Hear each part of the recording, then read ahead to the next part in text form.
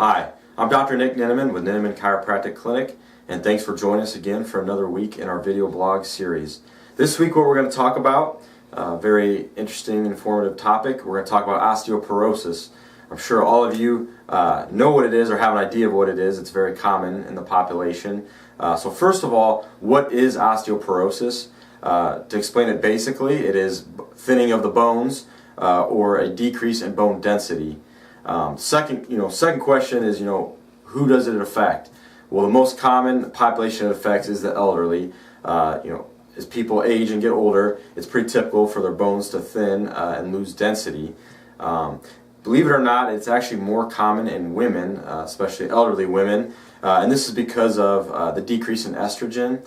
Once women reach menopause, or if they've had a hysterectomy, they're obviously going to have a decrease in estrogen levels. It has been shown that when that estrogen decreases, there's more bone resorption and less bone deposition. So this will cause often osteoporosis in women when they reach that point. Men, obviously, as they age, they do have lower levels of testosterone, which can cause some osteoporosis, but it's less common. It's more often to see it with decreases in estrogen in women. Another part of the population that can be affected by osteoporosis is thin people, especially thin elderly people. The thinner you are, the more apt you are to get osteoporosis. And the explanation for this is, believe it or not, having a little bit higher body weight. And I'm not advocating being overweight, but if you have a little bit higher body weight, it actually puts more of a strain on your bones, and it causes your body to lay down more calcium, more bone deposition, less bone resorption. So again, not advocating being overweight, but having not being frail, you're going to be less at risk to get osteoporosis. Smokers are at risk for osteoporosis. It has been shown that people who smoke, that will cause bone resorption and less bone deposition. So being older, menopausal, thin, you're definitely at risk for osteoporosis. Certain medications can cause osteoporosis. A prime example, and there's more than this, but a good example are corticosteroids, prednisone, things like that. They have been shown to cause bone loss in people who take them. So it'd be good to talk to your medical doctor about the medicines you're on to see if it can cause osteoporosis. He or she may modify what you're taking to prevent that. An obvious risk with osteoporosis is bone fracture. The thinner your bones are, the more likely you are to fracture a bone. When you're younger and you have a fall, usually you can take the fall, you're okay. But when you're older and you're osteoporotic, those bones are more likely to break when you fall. That's why you hear about elderly people breaking hips, breaking other bones, is because they have osteoporosis, they're more prone to it. So now, the key question is, how can you prevent osteoporosis, or what can you do to keep it from getting worse once you have it? Some obvious things are dietary changes or dietary modifications. Increasing calcium, increasing vitamin D are great ways to prevent it or keep it from getting worse. An obvious source of calcium is milk. Most people, that's always been the stigma, drink milk and make your bones stronger. Now this is very true, but one thing I like to emphasize to people is milk is not a necessity. It's not the only thing you need to do to make your bones stronger. A really good another way through your diet to increase your bone density is green vegetables.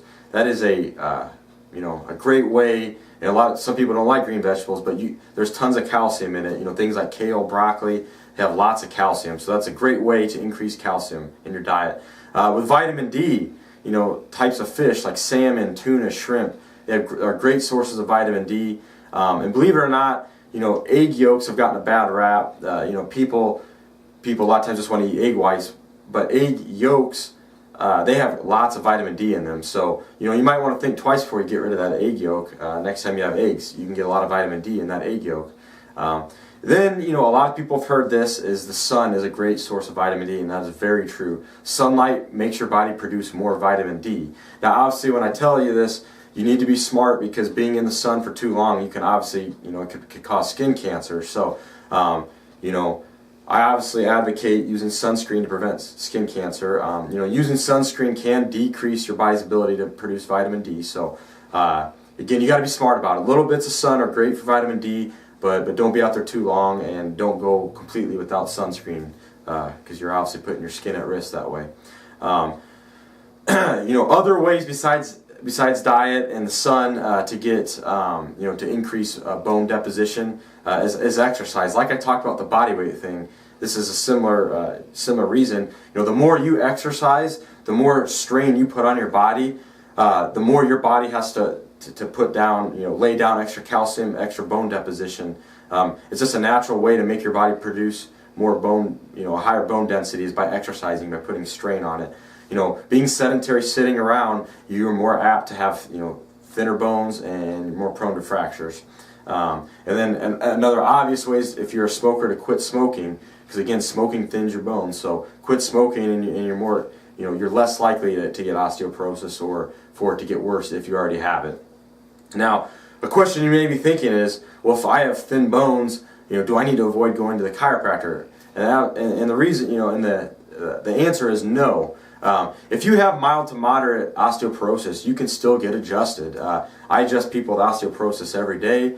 Now, obviously, if they have mild to moderate osteoporosis, I'm not going to be real forceful. I'm going to, the force I use is going to be less. We're going to be careful, so we're not going to harm, fracture any bones or anything like that. Now, if you do have severe osteoporosis, I'm probably not going to use manual manipulation. I'm going to use other techniques like the activator or the pro adjuster, which are basically impulse guns that put a little impulse into the joint to get the movement you need without putting a high force into the bone. So, like I say, chiropractic is perfectly safe for osteoporosis, especially when it's mild to moderate.